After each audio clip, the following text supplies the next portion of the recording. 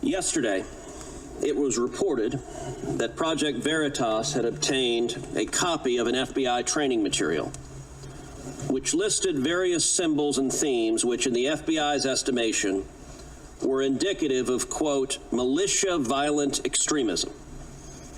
Now, these symbols weren't things like the Ku Klux Klan or the Nazi Party, which naturally would be symbols of that, but instead they included, rather astonishingly, patriotic symbols of our nation and our history.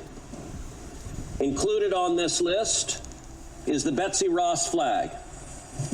Now, that's fairly remarkable that the Betsy Ross flag in the FBI's indication is indicative of militia violent extremism, because among other people who have been publicly alongside the Betsy Ross flag, we have President Barack Obama, who was sworn in directly underneath two Betsy Ross flags.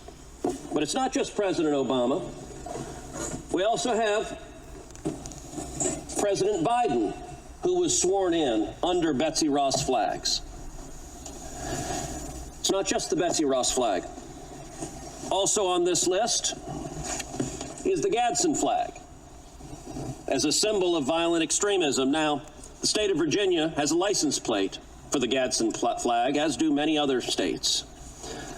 I think people would be astonished to find that having that license plate, the FBI indicates that you're a violent extremist. Also included on this is a text that I was particularly struck, is the Gonzales battle flag. Come and take it. As indicative of being a violent extremist militia. Well, I will self-report right now that every day in the Senate I wear my boots that have the Gonzales battle flag on the back of them. Director Wray, what are y'all doing? This makes no sense. Do you agree with this FBI guidance that the Betsy Ross flag and the Gadsden flag and the Gonzales battle flag are signs of militia violent extremism?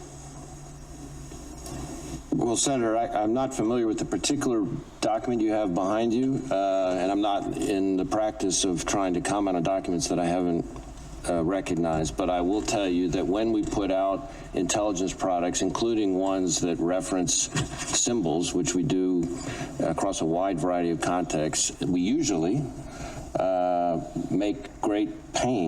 take great pains to put caveats and warnings in the document to make clear that a symbol alone is not considered evidence of violent extremism, and it's... Well, but Director Wray, you don't include things like Antifa, you don't include things like Black Lives Matter. Instead, you identify patriotic Americans as suspects, and I would note there's a pattern of this.